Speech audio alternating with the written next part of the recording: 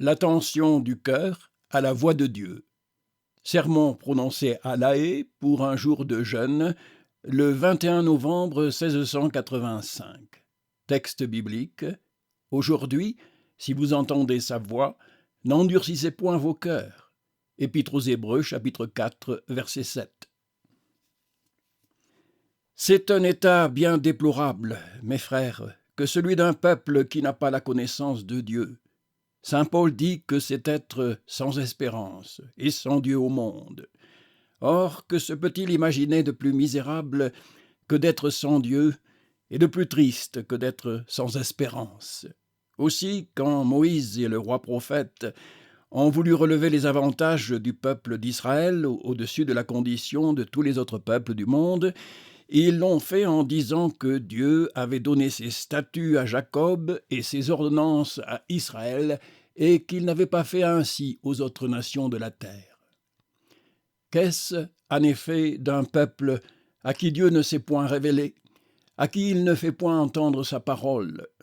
Ce sont des aveugles qui ne peuvent tout au plus chercher Dieu qu'en tâtonnant, comme disait saint Paul, et qui n'ont pas plutôt commencé à le trouver comme un tâton, et pour ainsi dire derrière les créatures où il se cache, car l'Éternel, dit Ésaïe, est un Dieu qui se cache, qu'il se détourne après d'autres objets et prenne pour Dieu ce qui n'est qu'une misérable idole. Mais si l'état des peuples qui vivent sans connaissance de Dieu est digne de compassion, celui d'un peuple à qui Dieu fait l'honneur de se révéler, s'il ne profite pas de cet avantage, étant ceci d'autant plus malheureux que l'état des païens, que ce peuple péchant avec plus de lumière que cela, il en est plus inexcusable et plus digne d'être puni. Alors ce n'est plus ignorance, c'est dépravation. Ce n'est plus simplement dépravation, c'est obstination.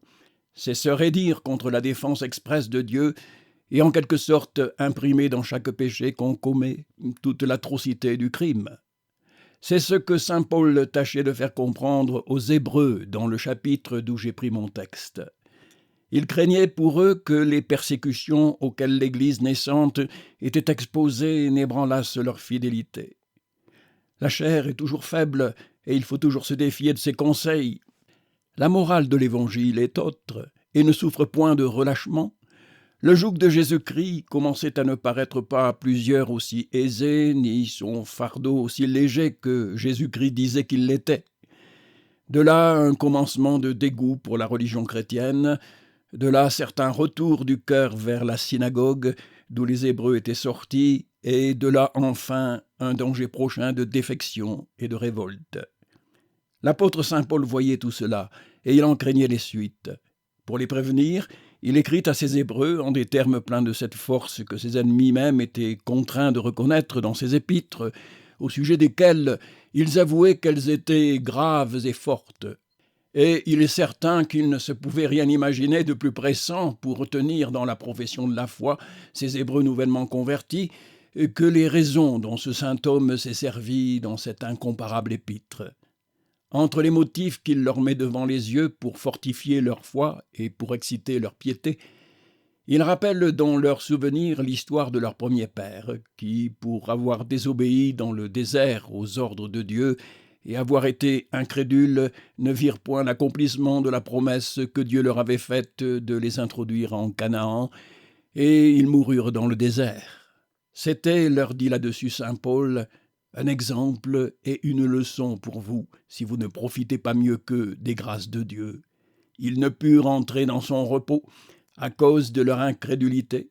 Craignons donc quelques-uns d'entre vous, s'ils viennent à rejeter la promesse d'entrer dans son repos, ne s'en trouvent privés.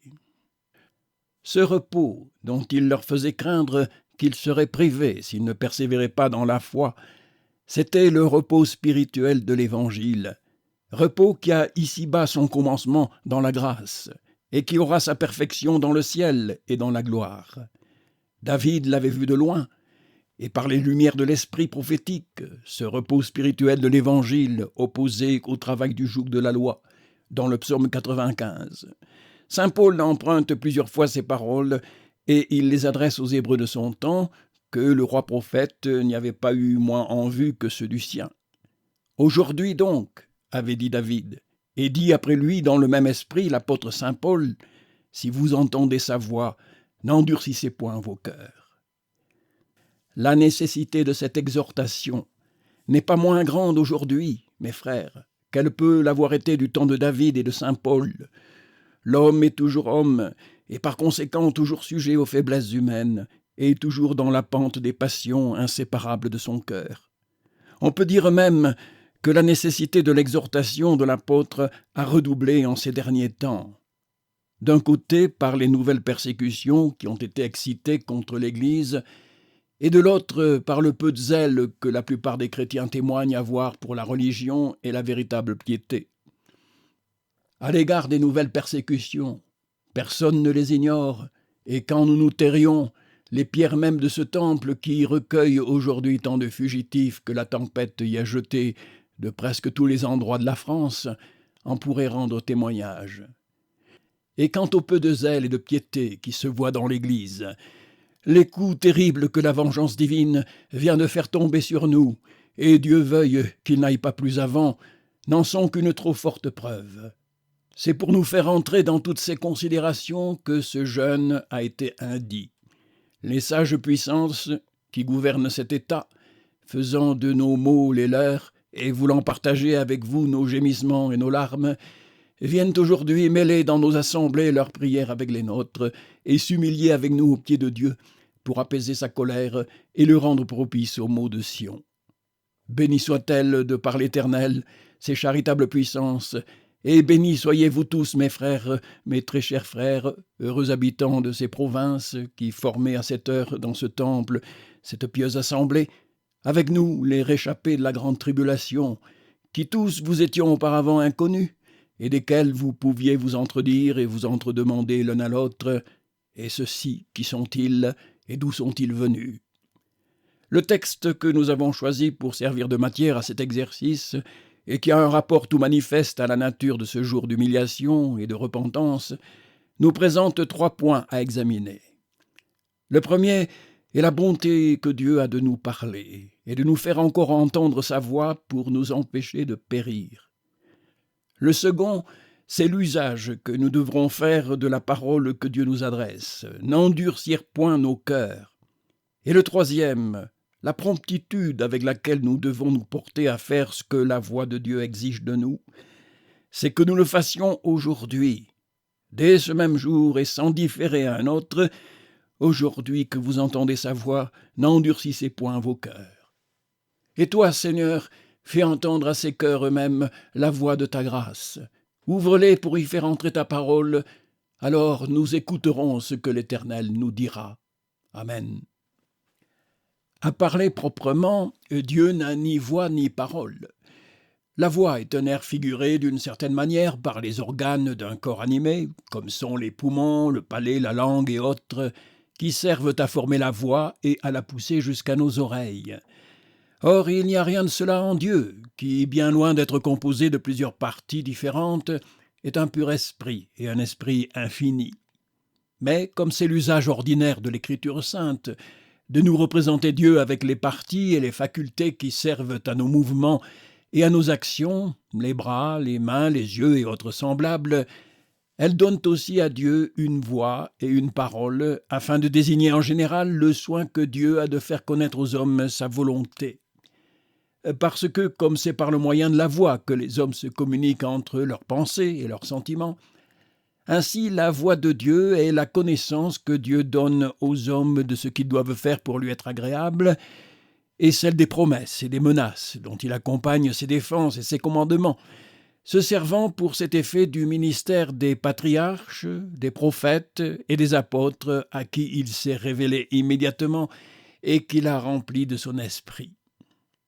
Mais parce que l'homme peut être considéré sous 3 égards différents, à savoir ou simplement comme une créature intelligente et raisonnable, ou comme une créature qui a perdu, par la corruption originelle du genre humain, le droit usage de sa raison, ou enfin comme une créature misérable, que le dérèglement de son esprit et les désordres de son cœur mènent à la perdition éternelle, Dieu a employé 3 sortes de voix pour se faire entendre à l'homme, la voie de la nature, la voie de la loi et la voie de la grâce ou de l'Évangile.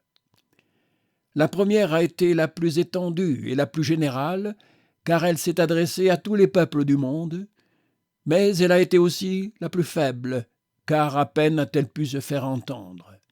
La seconde a été forte et éclatante, mais elle a été rude et plus propre à effrayer qu'à insinuer ses instructions dans l'âme des hommes.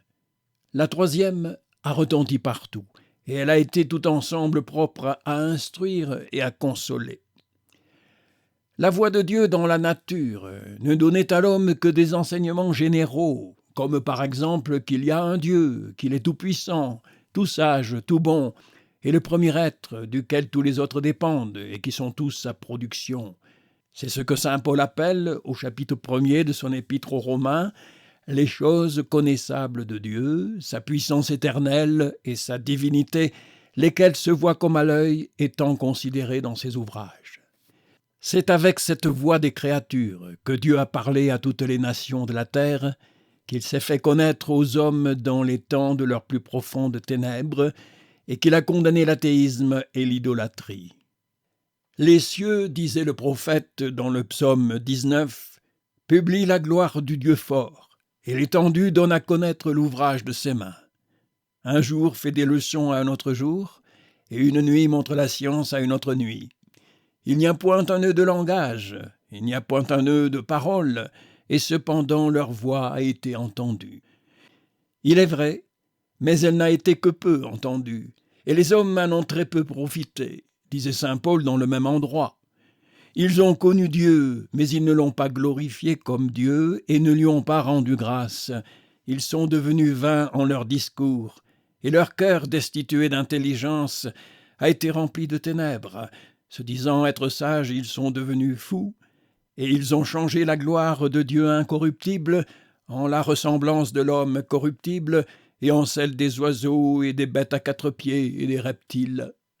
Voilà d'un côté quelle a été la voie de la nature, et de l'autre le peu d'effet qu'elle a produit. La voie de la loi a été plus claire, plus distincte, et par conséquent plus propre à se faire entendre. Dieu descendit du ciel pour donner sa loi, et s'entretint avec Moïse pendant 40 jours et 40 nuits sur la montagne de Sinaï, et il versa dans le sein de son prophète ses pensées et ses sentiments, comme un ami qui ouvrirait son cœur à son ami. Mais c'était la voix et la parole d'un législateur qui parle avec toute l'autorité d'un souverain, d'un législateur même rigoureux, qui veut absolument être obéi dans tout ce qu'il dit, et qui menace de mort la moindre infraction à ses lois. Maudit est quiconque n'est pas permanent en toutes les choses écrites dans ma loi pour les faire. Épître aux Galates, chapitre 3, verset 10. Quoi qu'il en soit, cette voix de Dieu législateur n'a été entendue que des Juifs dans le désert, et ensuite dans la Palestine. Elle n'est point sortie de Judée, et les autres peuples n'en ont rien entendu. À ces deux voix, qui ont été les seules dont Dieu s'était servi durant une longue suite de siècles pour se faire entendre aux hommes, il y a plus d'en ajouter enfin une troisième, la voix de la grâce ou de l'Évangile, qui est proprement la voix de la parole qui a été faite chair. Cette voix est toute différente des deux précédentes. Elle est infiniment plus claire et plus instructive que la première. Car tout ce que la voix de Dieu créateur a pu faire entendre dans la nature, l'Évangile le dit encore mieux, et il ajoute des connaissances que cette première voix était incapable de donner. Elle est plus douce et plus insinuante, et plus intelligible que la seconde, et 1000 fois plus convenable à l'homme dans l'état d'ignorance et de corruption où le péché l'a réduit, que la voix d'un législateur qui, s'il peut sauver, peut aussi perdre. Cette troisième donc, qui est proprement la voix d'un père, prend de la première tout ce qui est de la nature, et de la seconde tout ce qui est propre à maintenir l'autorité du législateur, et à tenir les hommes dans l'obéissance.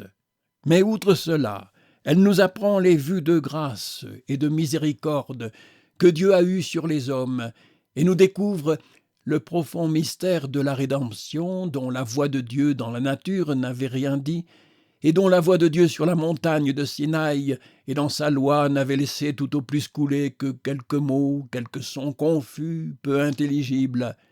C'est là, mes frères, cette voix dont notre texte nous parle, voix véritablement divine, qui nous apprend les choses les plus cachées de Dieu, 3 personnes en une seule nature, un Père qui est Dieu, un Fils qui est Dieu, un Saint-Esprit qui est Dieu, sans être 3 dieux, l'incarnation du Fils et la mort de ce Dieu et homme pour expier les péchés du monde, Jésus, vrai Messie et vrai Dieu, et cent autres choses semblables, qui sont tout autant de paradoxes à notre faible raison, mais qui sont toutes des vérités révélées de Dieu et enseignées dans les Écritures.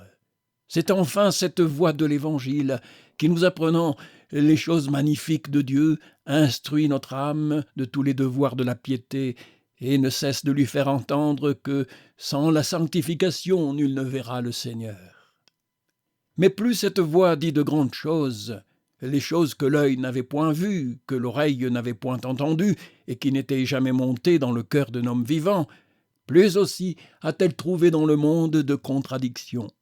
Le juif et le païen l'ont combattu, et jaloux l'un et l'autre des fausses prérogatives de la raison humaine, ils ont fait tous leurs efforts pour ruiner la foi que la voix de Dieu dans son évangile avait produite et produisait tous les jours dans l'âme de ses auditeurs.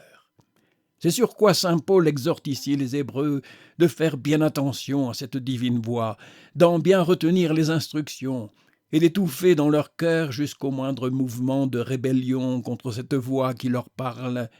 Aujourd'hui, si vous entendez sa voix, n'endurcissez point vos cœurs. Ou aujourd'hui que vous entendez sa voix, car c'est le sens de l'expression de l'apôtre et de la phrase hébraïque dont s'était servi le prophète roi, de qui saint Paul a emprunté ces paroles. C'est une étrange chose, mes frères, qu'un cœur endurci, et elle n'est guère moins monstrueuse en matière de morale et de religion que le serait dans le corps humain une masse de chair durcie et comme pétrifiée, au lieu de ce cœur si vif et si animé que la nature a placé dans notre sein.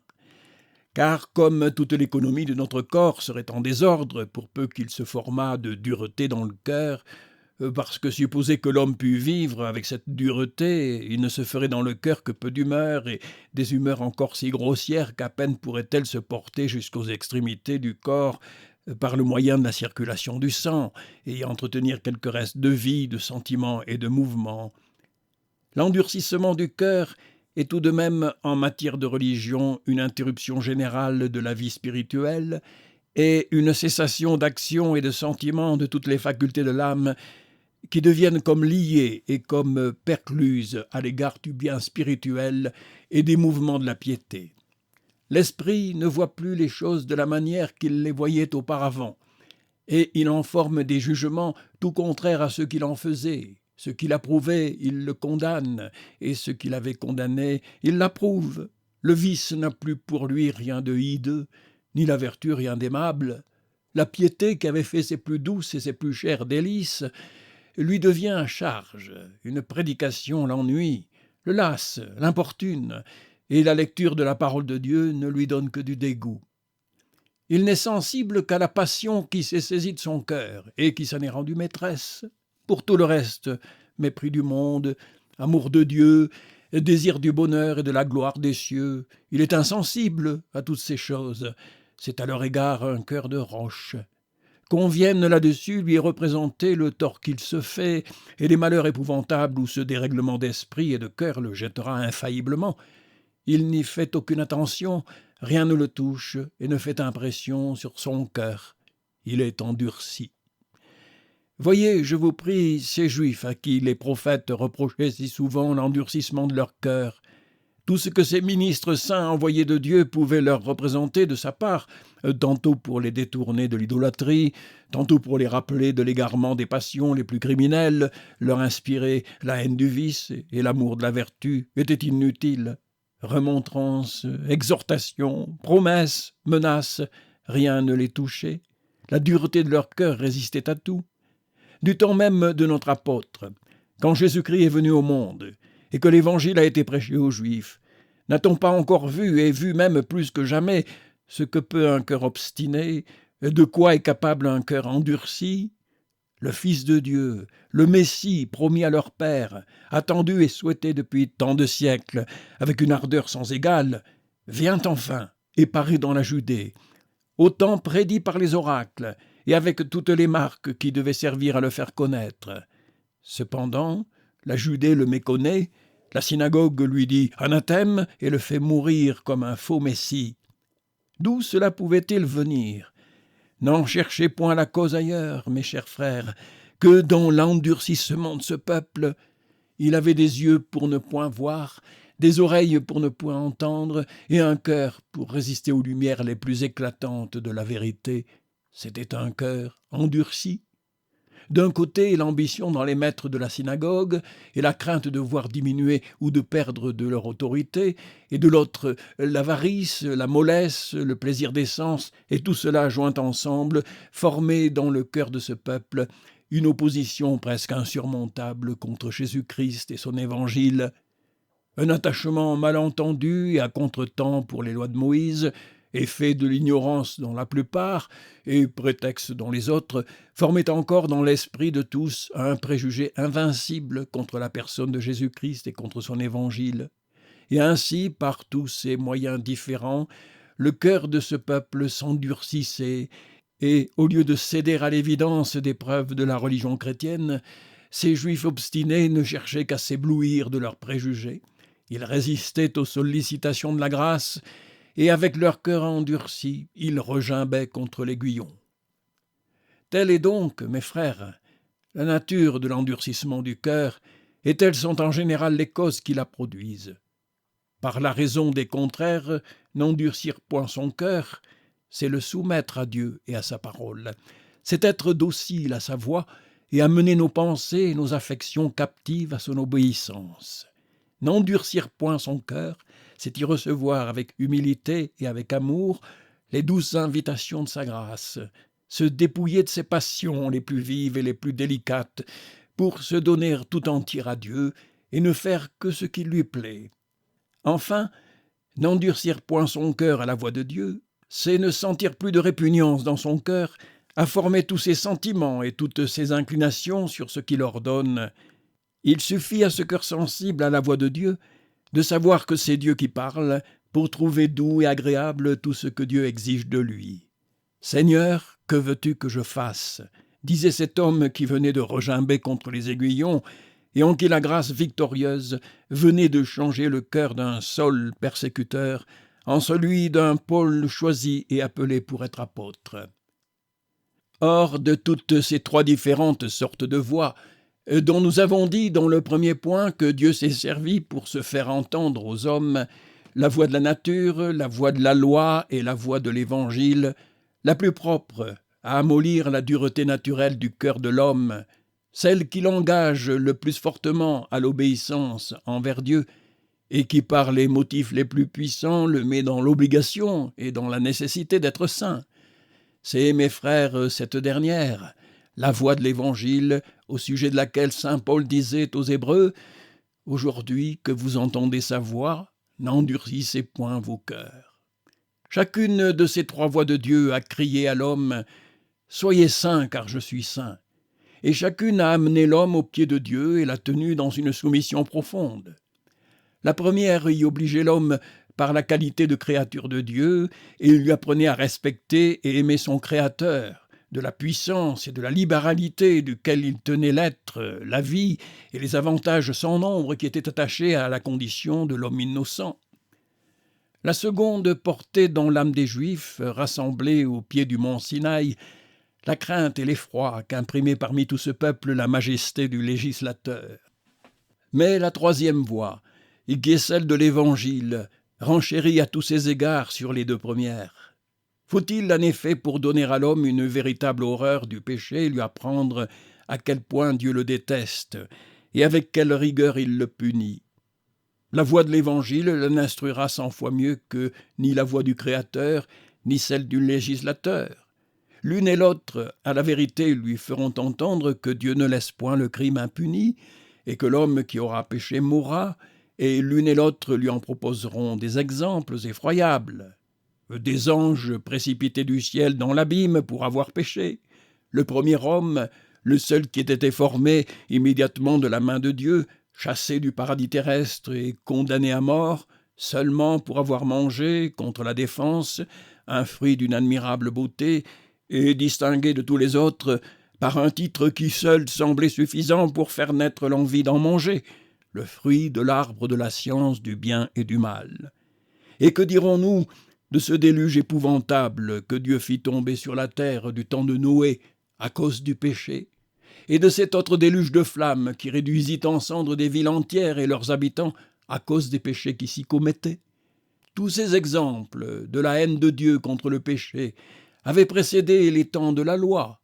Et depuis ce temps, qui est-ce qui pourrait raconter les punitions que Dieu en a faites, et qui toutes ont été comme autant de voix fortes et terribles, et qui ont crié à l'homme de n'endurcir point son cœur, de se convertir, et d'avoir pour le péché une haine implacable? Mais l'Évangile, mes frères, nous en apprend plus dans un seul exemple, que tout ce que Dieu avait fait voir dans tous les autres ensembles. C'est dans la mort de Jésus-Christ. Oui, chrétiens, c'est au calvaire qu'il faut aller pour bien savoir quelle est la haine que Dieu porte au péché et par conséquent quelle est celle que nous en devons avoir nous-mêmes. On y voit le propre Fils de Dieu, son unique, son bien-aimé, le saint, le juste, en qui la justice la plus exacte ne pouvait découvrir la moindre tache, traité néanmoins avec la dernière rigueur et jusqu'à être fait malédiction, comme en a parlé ailleurs notre apôtre, et cela seulement parce qu'il était chargé des péchés des autres hommes. Qui oserait après cela s'imaginer que ses propres péchés n'irriteront pas contre lui la justice d'un Dieu saint, d'un Dieu jaloux? Car qu'est-ce que, je vous prie, qui est le plus dangereux et le plus à craindre, ou de paraître devant Dieu avec les péchés d'autrui, simplement, ou d'y paraître avec les siens propres? Concluons donc et finissons cet article en disant que, puisque Dieu n'a jamais témoigné plus d'inimitié contre le péché qu'il l'a fait sous l'Évangile, c'est aujourd'hui que nous sommes obligés, pour le moins autant, ou plus que jamais, à renoncer au péché et à vivre dans l'innocence. Aujourd'hui, donc, nous dit l'apôtre, si vous entendez sa voix, n'endurcissez point vos cœurs. Il y a plus, c'est que les motifs que Dieu présente à l'homme par la voie de l'Évangile pour réprimer ses passions et le porter à la piété sont si forts au-dessus de tout ce que la voie de la nature et la voie de la loi pouvaient lui mettre devant les yeux, que si l'homme ne s'aveugle entièrement sur ses propres intérêts, et s'il n'a un cœur de pierre, il faut qu'il se rende à cette voix douce et tendre de l'Évangile, qui lui crie sans cesse « Amendez-vous, convertissez-vous, afin que vos péchés soient effacés ». Ce n'est plus une vie terrienne, comme était celle d'Adam, ni un simple empire sur les animaux que Dieu dans l'Évangile propose à l'homme s'il se rend attentif à sa voix, comme il l'eût proposé dans le temps de la nature innocente. Ce n'est plus aussi une terre de Canaan, un pays découlant de lait et de miel, comme la loi le promettait aux Israélites, en cas qu'ils n'endurcissent point leur cœur à la voix de Dieu. C'est infiniment plus que cela. Ce sont toutes les grâces de Dieu ensemble. Pardon des péchés, consolation du Saint-Esprit, paix dans la conscience, immortalité, vie bienheureuse, gloire, trône, couronne dans l'éternité. Toutes choses sont à vous, nous dit l'Évangile, les choses présentes et les choses à venir, la vie, la mort, et Jésus-Christ nous est fait, par la bonté infinie de Dieu le Père, sagesse et justice, sanctification et rédemption. Toute la plénitude des grâces célestes habite en lui par le bon plaisir de son Père, et nous puisons tous de sa plénitude, grâce pour grâce, et Dieu nous a bénis en Christ de toutes les bénédictions spirituelles dans les lieux célestes. Fut-il donc jamais des motifs d'amour et de reconnaissance pareils à ceux-là? Et à moins que d'avoir dépouillé tout sentiment de vertu et de s'être entièrement livré au vice, ne sera-t-on donc pas convaincu, persuadé, pénétré de l'heureuse nécessité où l'Évangile met les hommes de se convertir et d'aimer Dieu de toute leur âme?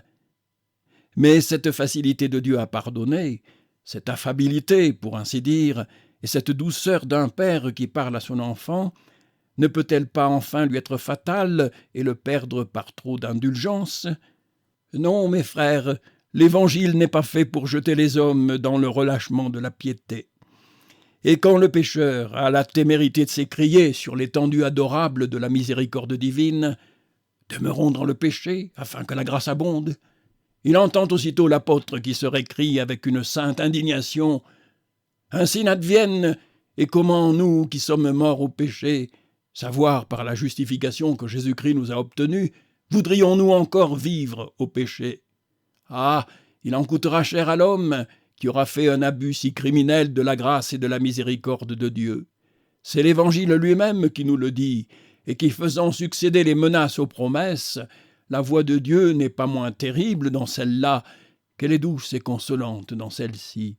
C'est alors un Dieu qui ne peut être moqué, un Dieu qui est un feu consumant. Entendons là-dessus parler notre apôtre dans cette même épître aux Hébreux, d'où nous avons pris notre texte au chapitre 2. Il ne sera pas nécessaire après cela d'entendre sortir de quelque autre endroit quelqu'une des voix terribles que Dieu fait tonner contre l'impénitence des hommes sous l'Évangile comme sous la loi. Si la parole prononcée par les anges a été ferme, et si toute transgression et désobéissance a reçu une juste punition, comment échapperons-nous si nous négligeons un si grand salut qui nous a été premièrement annoncé par Jésus-Christ et qui nous a été ensuite confirmé par ceux qui l'avaient entendu? Et dans le chapitre 10, si quelqu'un avait méprisé la loi de Moïse, il mourrait sans miséricorde. De combien pire tourment pensez-vous donc que sera jugé digne celui qui aura foulé aux pieds le Fils de Dieu, qui aura tenu pour une chose profane le sang de l'alliance, par lequel il avait été sanctifié, et qui aura outragé l'esprit de la grâce? Si toutes ces menaces, pécheurs, ne vous touchent point, si, sans vous effrayer, vous voyez le ciel se fermer devant vos yeux et l'enfer s'ouvrir à vos pieds, endurcissez vos cœurs tant que vous voudrez. Plongez-vous dans le péché, que celui qui est injuste soit injuste encore, et que celui qui est sale se salisse encore.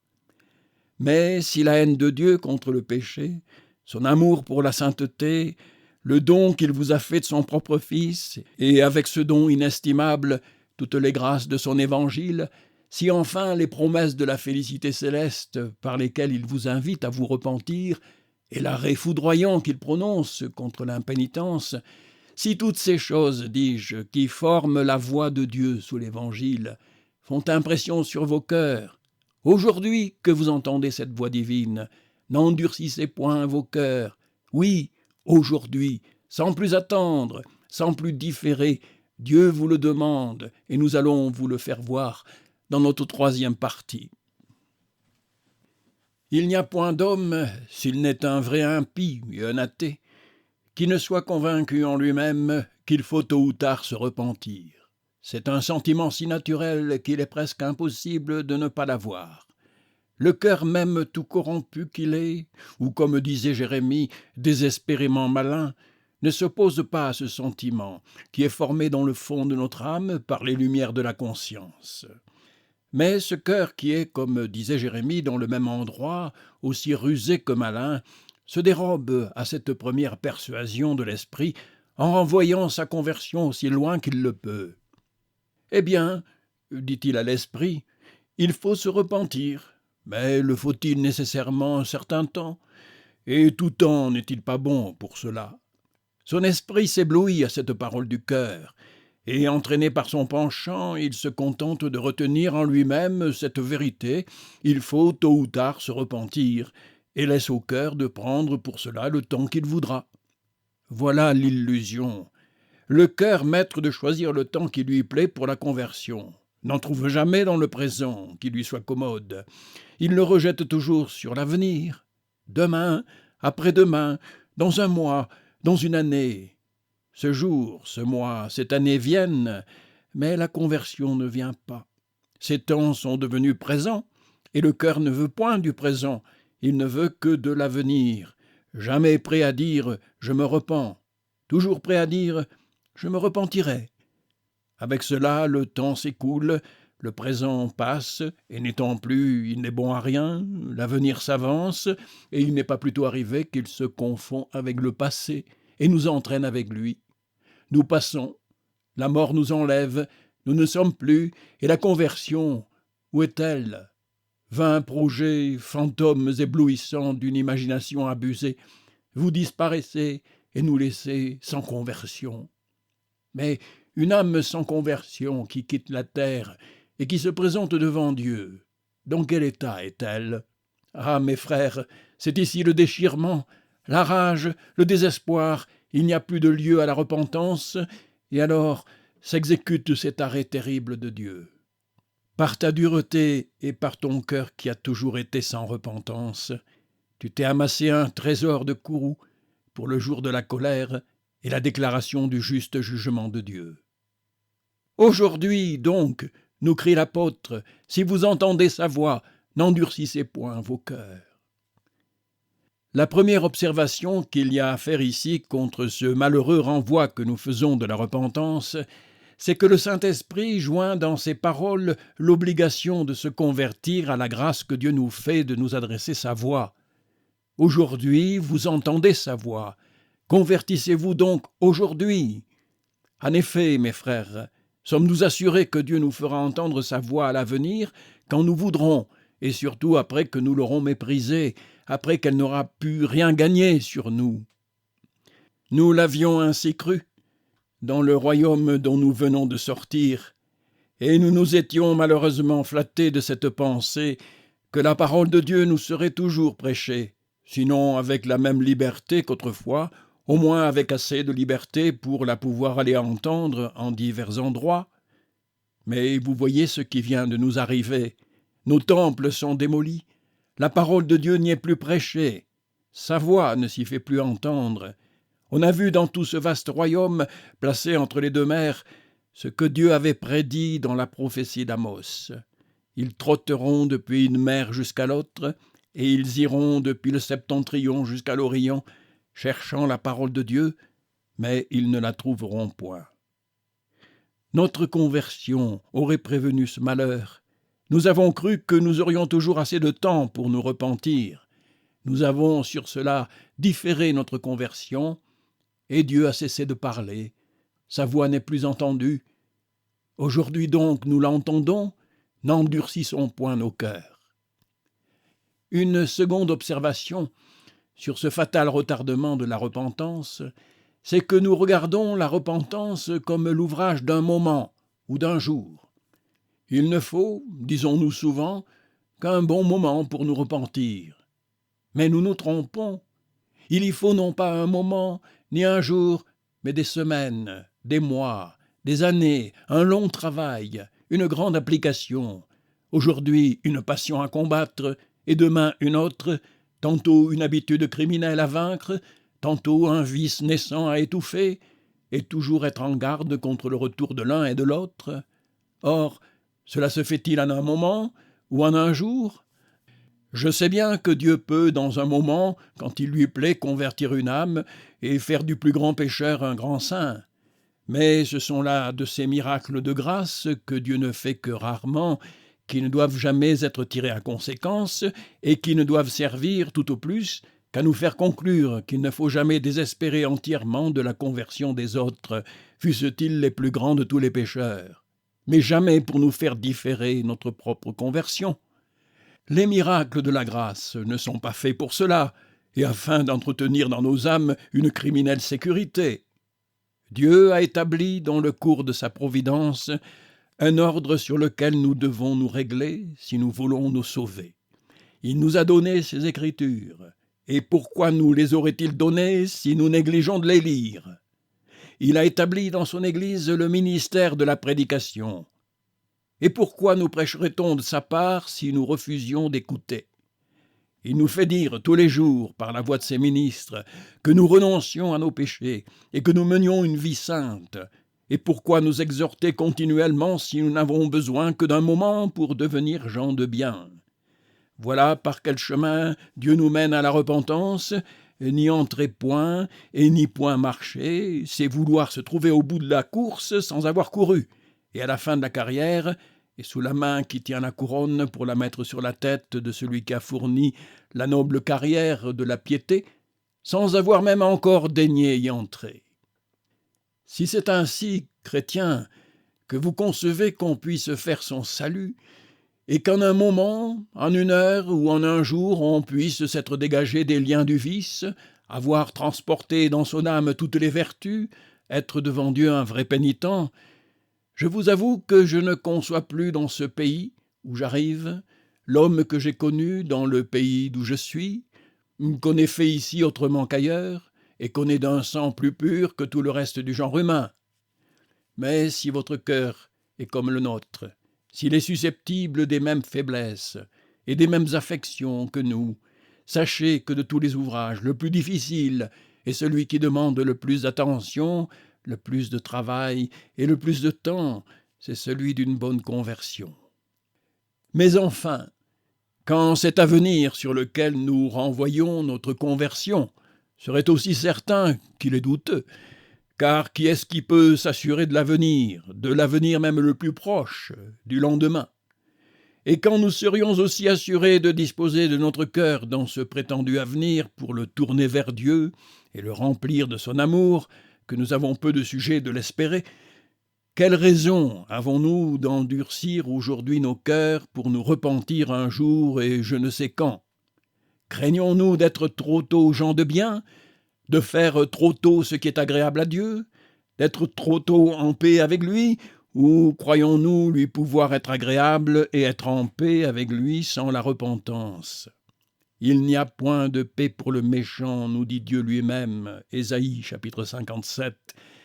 Et ne vouloir pas se repentir aujourd'hui, sous ombre qu'on le voudra un jour, c'est vouloir être jusqu'à ce temps-là dans le crime, c'est vouloir être ennemi de Dieu, c'est ne se point soucier que Dieu soit le nôtre. Et ainsi de conséquence en conséquence. Dans quels abîmes se trouve-t-on? Je laisse ici cette question tant de fois faite et tant agitée. Si la repentance différée jusqu'à la mort sauve ou ne sauve pas le pécheur? On serait quelquefois trop rigoureux si on prétendait lui fermer toujours la porte du ciel. Mais on serait aussi trop indulgent si on la lui présentait comme s'ouvrant d'elle-même et à la seule approche du repentir, ainsi que la porte de fer s'ouvrit à l'approche de Saint-Pierre. Gardons sur tout cela un sage tempérament. Laissons à Dieu de juger souverainement, et en dernier ressort quelle repentance il doit récompenser, et à quel pénitent il veut faire grâce. Il a compassion de celui de qui il lui plaît d'avoir compassion, et il nous doit suffire de savoir qu'il ne rejettera jamais celui qui viendra à lui. Mais nous devons aussi savoir que c'est toujours le plus sûr d'aller à lui le plus tôt qu'on peut, et ne différer point à se convertir.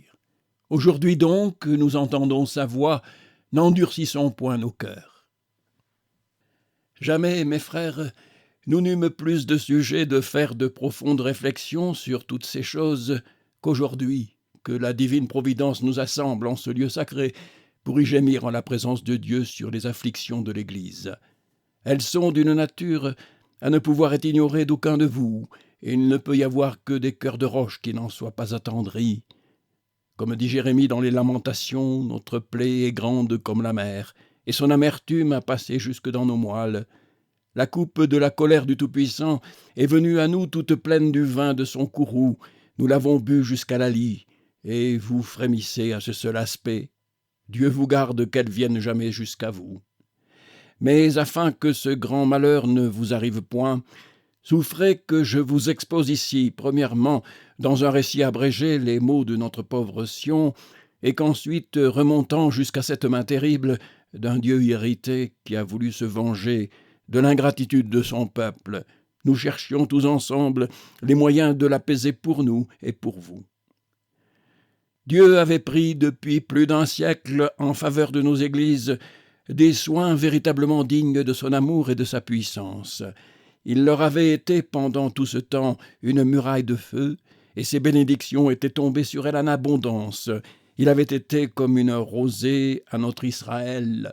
Nous vivions sous la plus belle réformation, et dans la foi la plus pure qui se soit vue depuis les apôtres, dans une religion déchargée de cet état hideux de croyances et de cérémonies ou inutiles et vaines, ou superstitieuses et égarées, que l'ignorance et la corruption des siècles précédents avaient apporté dans l'Église. En un mot, dans une religion comme la vôtre, et la même que vous professez. Dieu avait ses temples au milieu de nous, sa parole y était prêchée, et les saints cantiques y retentissaient. Nous avions, comme vous, nos pasteurs qui nous paissaient de la doctrine céleste, et que Dieu avait fait les dépositaires de ces divines vérités. Par eux, il reprenait, il exhortait, il consolait. Par eux, il étalait à nos yeux les richesses de sa grâce et de notre rédemption, et nous ouvrait l'intelligence des Écritures. Par eux, il nous menait le long des eaux paisibles, dans des pâturages herbeux, et lui, il se campait autour de nous, gardait lui-même l'éveil de la nuit sur son troupeau, et le garantissait le jour et la nuit des courses et des embûches des loups dévorants dont il était environné. Sans force, sans protection, guettés et poursuivis en mille manières, nous avons subsisté pendant plus d'un siècle par un miracle continuel de la main puissante de Dieu qui nous servait de bouclier, et nos églises ont fleuri comme un lys entre les épines. Mais aujourd'hui, nous ne sommes plus. Sion est tombé comme un éclair. Les pavillons d'Israël ont été abattus par une violente tempête, et nous n'en voyons plus que quelques misérables débris que l'orage a écartés de côté et d'autre, et dont une partie a été jetée dans vos provinces. Fut-il donc jamais de désolation pareille à la nôtre? Voyez, passant, considérez s'il y eut jamais de douleur comme notre douleur. Les chemins de Sion mènent deuil, personne ne va plus à nos fêtes solennelles. Lamentations, chapitre 1, verset 4. Nos temples sont démolis. On en a fait des lieux de marché, et l'on y a arboré les étendards du papisme, des croix dont on fait des idoles. On ne s'est pas arrêté là. De ces temples matériels, de bois et de pierre, on a porté la fureur jusque sur les temples vivants, jusqu'au corps des fidèles, les temples du Saint-Esprit. On les accable de coups, on les charge de chaînes, et les cruautés que l'on exerce sur eux se suivent de si près qu'elles ne leur laissent presque pas le moyen de respirer. Heureux encore s'ils achevaient, une fois de respirer, leurs mots passeraient avec leur souffle, mais on leur fait reprendre haleine, afin qu'à diverses reprises la cruauté s'exerce davantage sur eux. S'ils osent encore, après tous ces mots, ouvrir leur bouche pour confesser le nom de Dieu et parler le langage des bien-appris, on les regarde comme des impies. Les cantiques de Sion, les psaumes de David leur sont interdits comme des blasphèmes. Ah, que dis-je, comme des blasphèmes. Les blasphèmes n'ont rien de choquant et de scandaleux pour les oreilles des persécuteurs. C'est un langage qu'ils connaissent trop bien et qui leur est trop familier pour en faire un crime. À la défense et aux rigueurs employées pour interdire à nos pauvres frères le chant des louanges de Dieu et la confession de la vérité, on joint la violence et la tyrannie pour leur faire parler le langage de Babylone et souiller leurs lèvres de ses cantiques. On les force d'aller où ils ne veulent point, et comme de misérables victimes, on les traîne au pied des autels. Le prophète avait déclaré que le peuple du Messie serait un peuple de franc vouloir. Et de quel Messie est-il donc ce peuple forcé, violenté, bourrelé, pour le faire prosterner devant une feuille de pâte que l'on dit être le Messie, le Fils de Dieu, sans que ni prière, ni cri, ni larmes puissent fléchir les cœurs des persécuteurs? Le vieillard, qui n'attendait plus que de pouvoir mourir en paix et de voir le salut de Dieu, se trouve obsédé par une troupe de furieux qui le chargent d'injures et de mauvais traitements, et qui, épuisant ses forces usées par l'âge, éteignent sa raison s'ils ne peuvent éteindre sa foi. Le fils est arraché au père, la femme au mari, et le frère séparé du frère. C'est un crime à un père et à une mère de vouloir mettre leur enfant à couvert des recherches des inquisiteurs. Le mari n'ose faire échapper sa femme, le frère n'ose rassurer sa sœur alarmée et tremblante, et les domestiques d'un homme sont forcés d'être ses ennemis. Il faut que la nature renonce à ses droits, que la piété se taise, que la charité soit éteinte, que la foi succombe et que Dieu soit déshonoré. Veut-on fuir ces persécutions et s'aller cacher dans les bois ou dans les antres de la terre? On est poursuivi partout, on est découvert partout, et de partout, des déserts les plus reculés et des cachettes les plus sombres, on est ramené comme des victimes fugitives au pied des autels. que vous étiez heureux, grands saints de l'ancienne et de la nouvelle Sion, fidèles martyrs de l'Église d'Israël et de l'Église chrétienne dans les premiers siècles, lorsque, dispersés comme des brebis et errant dans les déserts, vous pouviez au moins vous cacher dans leur solitude et dans les trous de la terre. C'étaient des asiles pour vous, et vous aviez la liberté de fuir d'un lieu à l'autre et d'un pays dans un autre pays.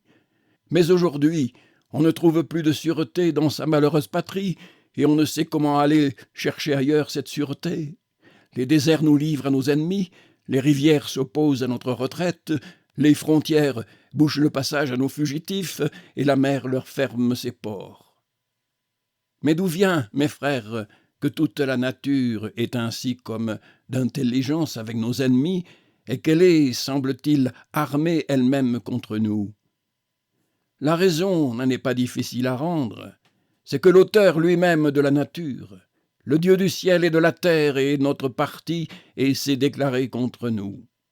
C'est lui qui a rendu les arrêts, qui a formé les déclarations, qui nous a ôté nos privilèges et qui, en dernier lieu, vient de prononcer au sujet de cet édit fameux qui portait sur son frontispice le titre auguste d'édit perpétuel et irrévocable, qu'il le révoquait et qu'il l'annulait. À cette terrible dénonciation venue du ciel, plus que de la terre, prononcée par un Dieu jaloux et irrité, plus que par un prince injuste à ses plus fidèles sujets, par un prince qui a cherché sa gloire dans son déshonneur. Tous les sanctuaires de Dieu ont été profanés, tous ses temples abattus, tous ses ministres exilés, le chandelier de la Réformation éteint et la religion captive sous l'oppression et la cruauté. Voilà nos biens et nos maux, ces biens d'autrefois dont il ne nous reste plus qu'un souvenir à demi effacé, et ces mots dont le sentiment toujours vif et toujours récent dans notre âme les pénètre de douleur et les remplit d'amertume. Mais de si grands malheurs, mes frères, peuvent-ils nous être arrivés sans qu'ils aient eu de grandes causes? Non, cela ne se peut. Il n'y en a aucune du côté des hommes, et le prince lui-même qui a révoqué ces édits ne nous accuse d'aucun crime pour lequel il ait retiré de nous sa protection et nous ait ôté tous nos privilèges. Dieu l'a voulu ainsi, pour notre consolation, et pour disculper nos églises jusque dans la postérité la plus reculée. Mais nous n'étions pas ainsi innocents à l'égard de Dieu. Depuis longtemps, nous craignons plus la colère des hommes que la sienne, les arrêts des parlements et les déclarations du prince que la sentence prononcée de Dieu contre les contempteurs de sa parole et les transgresseurs de ses lois. Toute notre sagesse et toute notre précaution allait à éviter qu'un clergé, toujours attentif et ingénieux à nous perdre, ne nous fit tomber dans quelque nouveau piège et ne nous enlaçât dans ses filets. Mais pour la sagesse et la précaution à nous détourner de la colère de Dieu et à prévenir ses jugements, c'est à quoi nous pensions le moins. Et Dieu, qui s'est déclaré si souvent dans sa parole un Dieu jaloux, n'a pu voir sans jalousie une préférence si marquée des hommes à lui. Il n'a pu souffrir que nous eussions moins peur de lui que des hommes, et que ses menaces fissent moins d'impression sur nous que celles d'un roi mortel dont le souffle est dans ses narines, car que vaut-il? Il n'en est pourtant pas venu tout d'un coup, ce Dieu jaloux et puissant, aux dernières rigueurs contre nous. Il nous a, durant longtemps, exhortés, conjurés de nous repentir. Il nous faisait tous les jours entendre sa voix. Et à la voix des prédications qui nous étaient faites, il ajoutait de temps en temps cette autre sorte de voix de laquelle Michée disait « Écoutez la verge et considérez qui est celui qui en frappe ». Tantôt c'était une nouvelle brèche qu'on faisait à nos libertés, une défense rigoureuse d'entretenir entre les églises d'une province et celle d'une autre la communion des saints, une correspondance fraternelle. Tantôt c'était la suppression de nos écoles et la démolition de quelques-uns de nos temples. Aujourd'hui, on dépouille nos magistrats de leurs charges, et un autre jour, c'était une déclaration qui nous défendait de recevoir aucun prosélyte dans notre religion, et une autre déclaration qui nous rendait criminels s'il entrait dans nos temples un homme qui eût autrefois abandonné notre religion pour embrasser la romaine. Et ainsi, chaque jour, nous enseignait, pour ainsi dire, quelques nouveaux arrêts contre nous. Il était bien aisé d'entendre d'où cela venait, mais nous, sans intelligence, peuple dans le cœur duquel devait être et n'était pas la loi de l'Éternel, peuple ingrat, peuple obstiné, nous continuions notre train de vie et nous étions toujours désobéissants à la voix de Dieu. Mais enfin, sa patience lassée s'est changée en fureur, et quand il a vu qu'au lieu de nous convertir et de faire de la sainteté nos délices, nous endurcissions nos faces comme une roche et que nous refusions de nous repentir, il a jeté ses verges avec lesquelles il s'était jusqu'alors contenté de nous châtier. Il a pris en sa main le bâton de sa fureur, et c'est alors qu'il a frappé ce grand coup qui nous a tous atterrés et dont l'éclat a retenti dans toute l'Europe. Ô Dieu puissant, que ta colère est épouvantable et que c'est une chose terrible de tomber entre tes mains. Apaise-toi, grand Dieu, arrête ton bras. Si tu frappais un second coup, que deviendrions-nous? Ne craignez pas, mes chers frères, ses compassions ne sont pas encore défaillies. Il nous parle, c'est assez, c'est une marque qu'il ne s'est pas tout à fait retiré de nous. Aujourd'hui donc, que vous entendez sa voix, n'endurcissez point vos cœurs.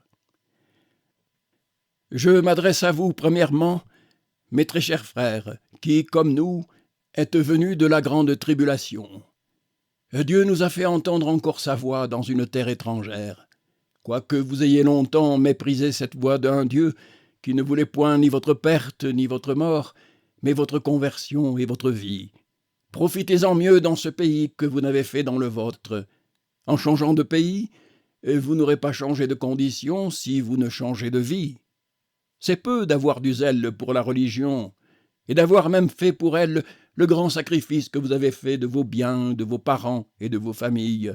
Vous, pères et mères, de vous être séparés de vos enfants, vous, enfants, de vous être privés de vos pères et de vos mères, vous, maris, d'avoir fait un saint divorce avec vos femmes plutôt que de faire divorce avec Dieu et de lui être infidèles, et vous, femmes, qui, solitaires et privées de vos maris, êtes venues comme l'épouse du livre des Cantiques, chercher votre divin époux parce que vous ne pouviez vivre sans lui. C'est peu, dis-je, que tout cela, tout grand qu'il est digne de nos bénédictions et de nos louanges, si vous ne joignez au zèle de la religion celui de la piété qui en doit être inséparable. Prenons donc le zèle et repentons-nous, car que serait-ce, mes frères, si nous étions venus porter dans ce pays les vices et les péchés pour lesquels Dieu nous a chassés du nôtre? Voudrions-nous provoquer encore à la jalousie le Seigneur et obliger sa vengeance à nous venir rechercher jusque dans notre retraite et dans notre asile?